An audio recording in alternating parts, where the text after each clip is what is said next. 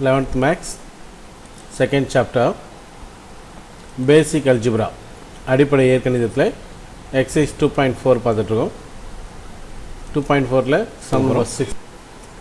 இதில் இந்த எக்ஸசைஸுக்கு தேவையான பேசிக் ஃபார்முலா, தி quadratic polynomial ஸ்டாண்டர்ட் ஃபார்ம் எப்படி இருக்கும், இருபடி பல்லுறுப்புக்கோவையின் பொது வடிவம் எப்படி இருக்கும், இருபடி சமன்பாடு quadratic ஈக்குவேஷன் எப்படி இருக்கும், அதில் sum of roots product of roots, மூலங்கள் கூடுதல் மூலங்கள் பெருக்கல் என்னவாக இருக்கும், ரெண்டு ரூட் கொடுத்துருந்தா ஈக்குவேஷன் ஃபார்ம் பண்ணுறதுக்கு ஃபார்முலா. போன செட் ஆஃப் சம்ஸ்லேயே பார்த்தோம், திரும்ப இதை பார்க்குறோம். நேச்சர் ஆஃப் ரூட்ஸ், டிஸ்கிரிமினன்ட் டெல்டான்றது b square minus 4ac value. அதில் வந்து லெஸ் தென் 0 இருந்தால் ரூட்ஸ் எப்படி இருக்கும், கிரேட்டர் தென் 0 இருந்தால் ரூட்ஸ் எப்படி இருக்குன்னு சொல்லி கண்டிஷன்ஸ்லாம் கொடுத்துருக்கோம். அது ஏற்கனவே 9th 10th திரும்ப போன எக்ஸசைஸில் போன பார்ட்டில் பார்த்தோம். கண்டிஷன்ஸ்லாம் வந்து மைண்டில் தெளிவாக பதிவு வச்சிங்க. இப்போ sum number 6. Find the condition one of the roots of ax square plus bx plus c may be negative of other. Second, thrice the other, reciprocal of other.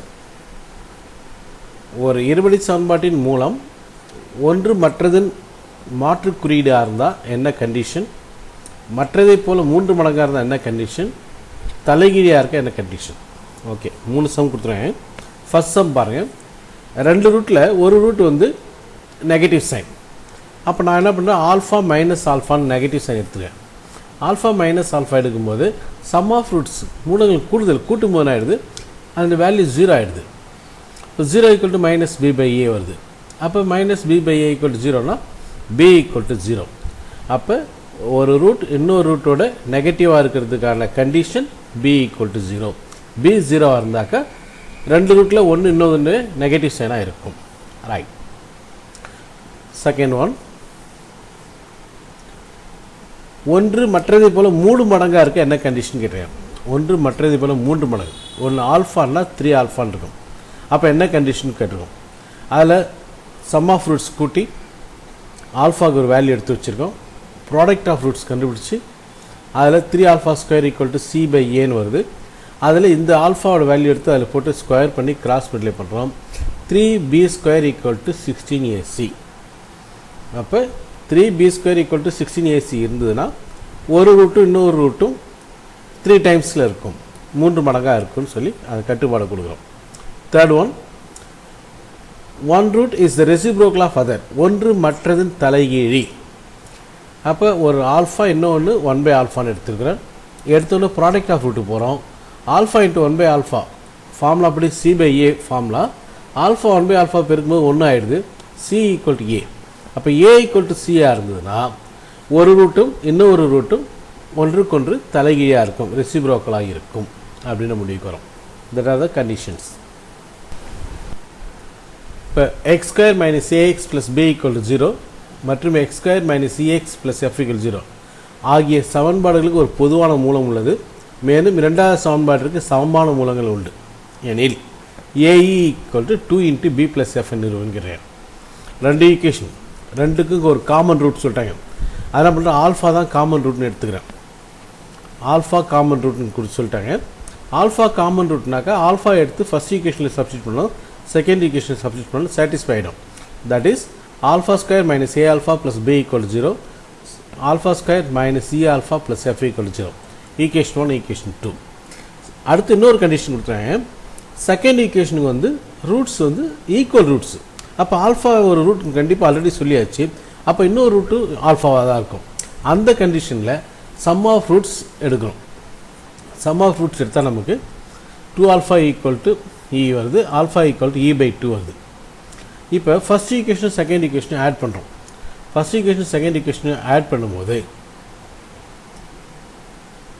Add பண்ணிவிட்டு அதில் ஆல்ஃபாக்கு பதிலாக இ பை 2 வேல்யூ சப்ஸ்டிட் பண்ணணும்.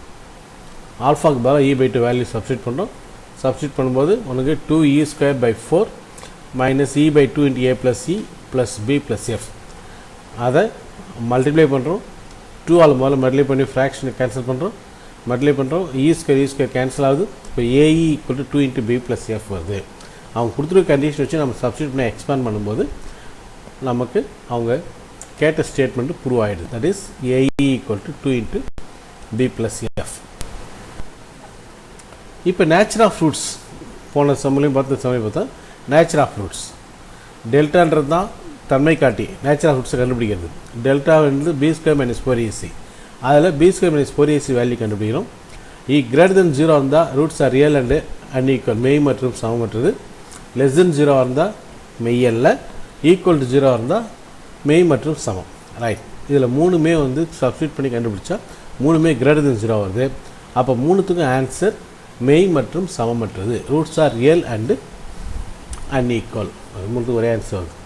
Okay, next 9th question பார்க்க முன்னாடி 9th அதே nature of ஃப்ரூட்ஸை கிராஃபில் வச்சு decide பண்ணுற மாதிரி டெல்டா கிரேட்டர் தென் 0 இருந்தால் ரியல் அண்ட் டிஸ்டிங் சொல்லி பார்த்தோம். மெய் மற்றும் வெவ்வேறானவைன்னு பார்த்தோம். அதில் என்ன ஒரு ஐடியா சொல்கிறாங்க, அது அந்த இருபடி சமன்பாடுனாலே பரவலை ஷேப்பில் இருக்கும். அந்த பரவலையும் எக்ஸ் ஆக்சில் 2 பாயிண்டில் வெட்டும். கிரேட்டர் தென் 0 இருந்தால், ஈக்குவல் டு 0 இருந்தால் ஒரு பாயிண்டில் தொடும். லெஸ் தென் 0 இருந்தால் வளைவரையை சந்திக்காது, எக்ஸ்ஹெச்சை சந்திக்காது அப்படின்ற ஒரு கண்டிஷன் கிராஃபுக்கு அதை கொண்டு போகிறோம். அதை யூஸ் பண்ணி 3 ஈக்குவேஷன் கொடுத்து இது எக்ஸ்ஹெச்சை வெட்டுமா என்ன சோதிக்கும். The curve cuts. Right, equation எழுதிட்டோம். ஈக்குவேஷன் ஸ்டாண்டர்ட் ஃபார்ம் வந்து ஒய் ஈக்குவல்னு கொடுத்துட்டாங்க. ஆனால் ஈக்குவல் டு 0ன்னு எடுத்து ஃபார்மேஷன் எடுத்துக்கிறேன். ஏபிசி வேல்யூ எடுத்துக்கிறோம். தன்மை காட்டி டெல்டா கண்டுபிடிக்கிறோம். First one less than 0. Less than 0னா ரூட்ஸ் வந்து இமேஜினரி போது அது எக்ஸ்ஹெச்சை தொடாது. Does not meet x axis, வளைவரை மேலே டர்ன் ஆகிடும். Right, second one greater than 0. Greater than 0னா மெய் மற்றும் சமமற்றவை, வெவ்வேறானவை, ரியல் அண்ட் டிஸ்டிங். அப்போ எக்ஸ் ஆக்ஸை 2 பாயிண்டில் கட் பண்ணோம். Intersect x axis at 2 points, வளைவரை எக்ஸ்ஹெச்சை 2 புள்ளிகளில் தொடும் அப்படின்னு முடிவாயிடுது.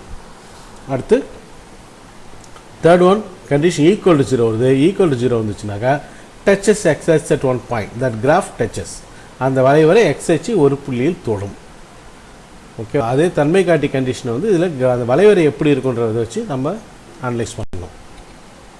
Tenth sum, write the function in completed square form. வர்க்கங்களின் கூடுதலாக எழுதுன்னு கேட்டிருக்கேன்.